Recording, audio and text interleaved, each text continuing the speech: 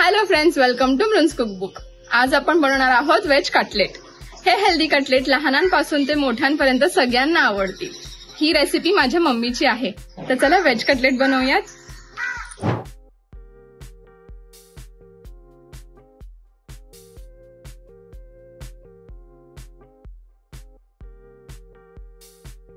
Healthy vegetable cutlet बनवण्यासाठी इथे मी बटाटे उकडून घेतलेले आहेत। आधी आपण ते मॅश करून घेऊयात। बटाटे मॅश करून घेतलेले आहेत। आता ह्यामध्ये आपण बीट ऍड करून घेऊयात। इथे मी साधारण 2 बीट किसून घेतलेले आहेत। 2 मीडियम साइजचे गाजर किसून घेतलेले आहेत। ब्रेड क्रम्स ऍड करून घेऊ। ब्रेड क्रम्स आपल्याला बाइंडिंग साठी हेल्प करणार आहेत। जर तुमच्याकडे ब्रेड क्रम्स नाही आहेत तर तुम्ही ब्रेड मिक्सर मधनं ग्राइंड करून घेऊ शकता किंवा मग तुम्ही डाळीचं पीठ सुद्धा वापरू शकता।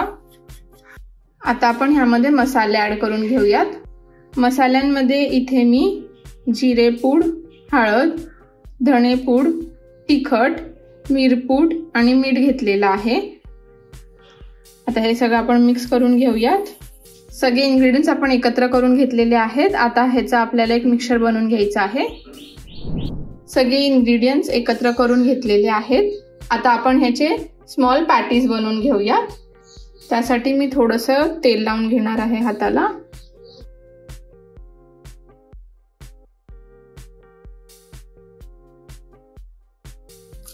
तुम्हाला हवा किंवा आवडतो तो शेप तुम्ही ह्याला देऊ शकता। मी ह्याला एक पॅटीचा फॉर्म देतीये।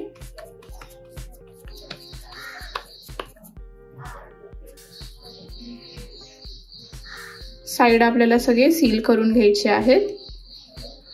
आपण ह्यामध्ये बटाटा आणि ब्रेड क्रम्स ऍड केल्या म्हणून बाइंडिंग खूप इझी होऊन जाती।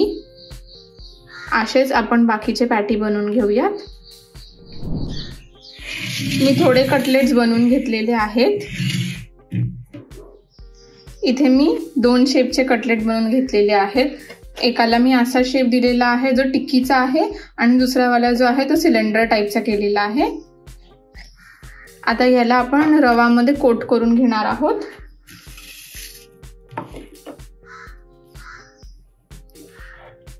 पॅटी घेऊयात। इथे मी बारीक रवाचा वापर करतेय। ह्यामध्ये मी काही ऍड नाही केलंय ह्या रवामध्ये। ह्याचं व्यवस्थित कोट करून घेतलं की परत आपण ह्याला ठेवून घेऊयात। दुसरे पॅटीज कोट करून घेऊ। रवामुळे एक मस्त क्रंची टेक्स्चर येणार आहे। असेच मी बाकीचे टिक्की रवामध्ये कोट करून घेतेय। सगळे व्हेज कटलेट रवामध्ये रोल करून घेतलेले आहेत। व्हेज कटलेट आपण शॅलो फ्राय करून घेणार आहोत। तर ह्यासाठी आपण तेल गरम करायला ठेवूयात। नवनवीन रेसिपी पाहण्यासाठी माझ्या चॅनलला लाईक आणि सबस्क्राइब करायला विसरू नका। व्हेज कटलेट शॅलो फ्राय करण्यासाठी तेल गरम करून घेतलेलं आहे। विचार करा, किचन मध्ये असे मस्त गरमागरम व्हेज कटलेट बनतायत आणि बाहेर हा मस्त पावसाचं वातावरण।